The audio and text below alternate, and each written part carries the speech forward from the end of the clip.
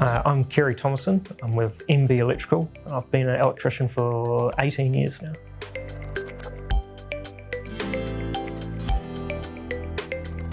Coming into your house, you have your mains which go into your switchboard, and your switchboard basically splits out your power points, your light fittings, your oven, your hot water cylinder, all of the appliance in the house.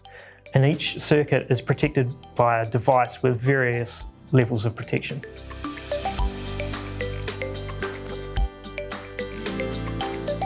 Switchboards are important because they protect all of the cabling and outlets in your home. So if you're overloading a circuit, say you've got too many heaters plugged in, a circuit breaker will trip, and that's sort of the end of it. You can call an electrician, you can find out why it's happening. It stops any of the cabling or your switchboard or the mains out to the road from being damaged. Another thing is most switchboards now have RCDs in them. So if you get a shock, the RCD will trip and it will protect you. No further harm will come.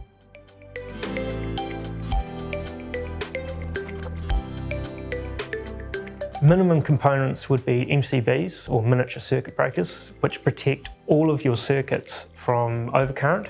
The next one would be RCDs or residual current device, and that protects you. If you touch something that has got a fault on it, an appliance or a toaster, and it's got leakage to earth, you can touch it and you'll get a shock, but the RCD will trip and you will be okay. Another component is a SPD or surge protection device, which protects you if, say, the transformer at the road is hit by lightning. You'll get a huge inrush of voltage and current to your house, and the SPD will activate and send all of that power down your earth rather than blowing up all your appliances and your light fittings, which is pretty catastrophic. And a new one, which is the AFDDs or arc fault detection devices, which protect your house from an electrical fault that could create a fire.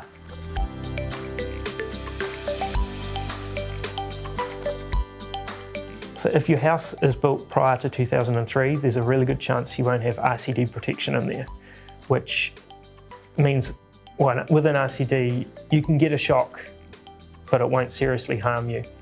If you go back to, say, a house that's built prior to 1990, there's a good chance that you're still using fuse protection, a little fuse that burns and blows when you've got too much current running through a circuit. If I had a house that old with fuse wire, I would seriously be looking at getting the switchboard replaced as soon as possible.